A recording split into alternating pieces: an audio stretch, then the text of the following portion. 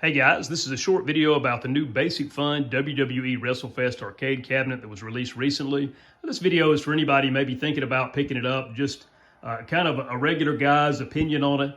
This was one of the arcade games that I knew if it was ever released officially in any capacity, I was most likely going to pick it up. Ultimately, that was what I decided to do after realizing this was a thing maybe a week or so ago. A few videos came out about what was different about these versions of the game, and by these versions of the games, I mean WrestleFest and Superstars, which are two of the 5 games on here. Some early videos noted correctly that there are some missing wrestlers in the games.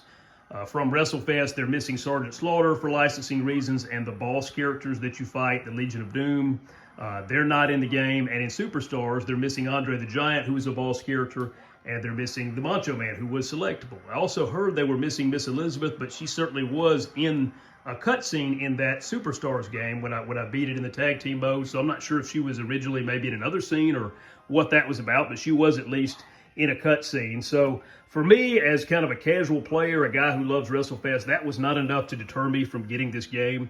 It's just as much fun as I remember playing. I used to have this as an arcade board. I didn't really think too much about the missing wrestlers while I'm playing it because this game is just so much fun. One thing that was different about this from the original arcade version that I used to own and play was because the Legion of Doom was missing, and I'm not sure if just something happened when they took those characters out, but the last boss of the game, or the last tag team you face, I think Demolition, it's shown Demolition come out every time, but the 2 wrestlers that you face have been different. The first time I played through the game, the final tag team that I played was 2 Earthquakes. It was literally 2 sprites of Earthquake that you were fighting in the tag team. I thought that was neat. Another time, just during a regular match, I fought 2 Ultimate Warriors. So I thought it was kind of neat, and I guess you could call that a glitch or a feature, whichever you prefer. That was not in the original game, where you would actually face a tag team that was made up of 2 of the same character.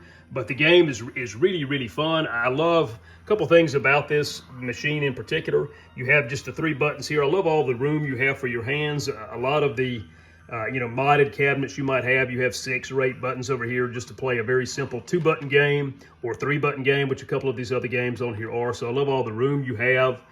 Just like in the early cabinets for Arcade 1-Up, if you hold down player 1 for 5 seconds, it will take you back to a menu, so you can pause these, which is nice because you could not do that in, say, Golden Axe or the original Ninja Turtles Arcade 1-Up. So I like you can pause the game by doing that.